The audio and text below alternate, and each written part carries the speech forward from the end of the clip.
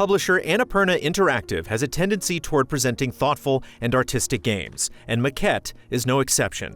It introduces inventive fundamentals and builds a range of puzzles around those core ideas. Meanwhile, linking it all together is a romantic tale that's heartfelt and relatable. Hello, Sunflower. Oh, good, you got beer. Thanks, hon. Yep, decided to live a little on a weeknight. How was school? Great.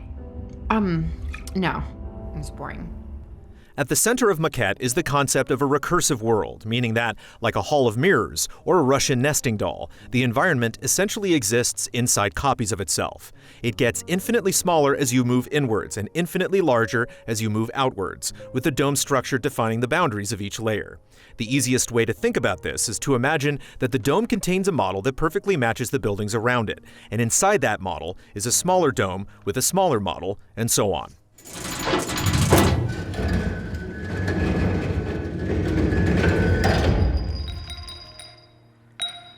The puzzles come into play when you take interactive objects and place them on one of these layers. If a massive cube is blocking your path, you can move it by picking up an identical miniature cube from the model. If you grab a life-size set of stairs and drop it into the model, a gigantic version of those stairs will come crashing out of the sky behind you. By taking items from one layer to another, you can essentially make them smaller or larger, and most of the game's puzzles play with the sense of scale. As you progress through the course of 4 to 5 hours, each chapter replaces the buildings around the dome with new environments, bringing their own twists to these mechanics.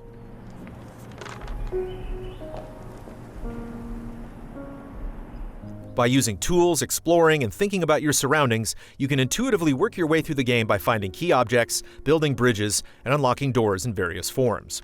A lot of it relies on careful observation, and in particular, you need to look at environments at different scales to see things you might otherwise miss.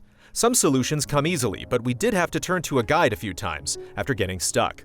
A couple of these cases were simply a matter of us getting too focused on one idea and not noticing other clues. However, one puzzle involving a set of stairs does feel like it's specifically designed to thwart players' creative attempts, forcing you into a single, correct answer instead of rewarding multiple approaches.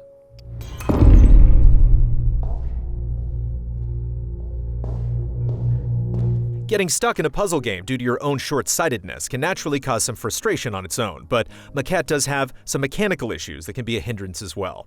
At times, objects can become awkward to manipulate or pop out of place unexpectedly, and in one instance, we found ourselves unable to drop a gem until we returned to the place we picked it up.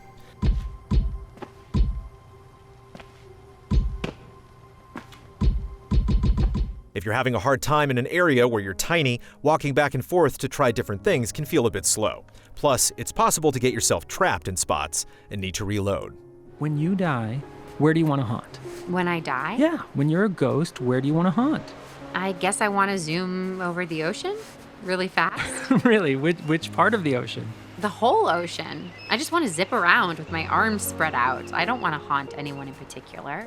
These abstract, incomplete, and dreamlike environments do fit well with the game's story, which is all about reliving memories.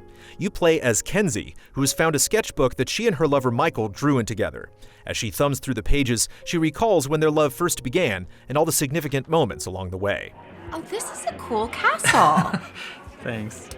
I just started drawing again. I used to sketch constantly, and then, I don't know, I just stopped. So did I.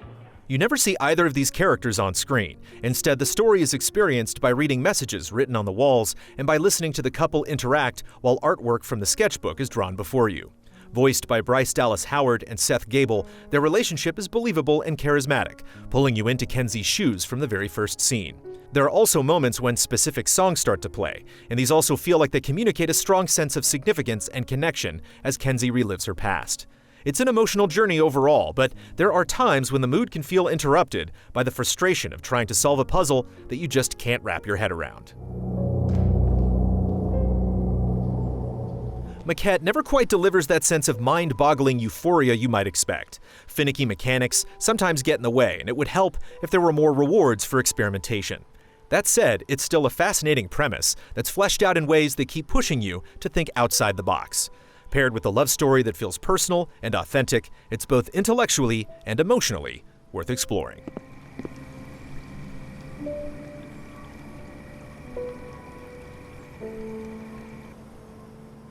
Final score, 7 out of 10.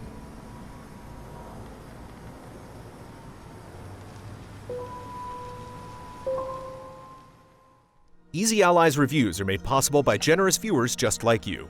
If you like what you see, check out patreon.com/easyallies to help us make more.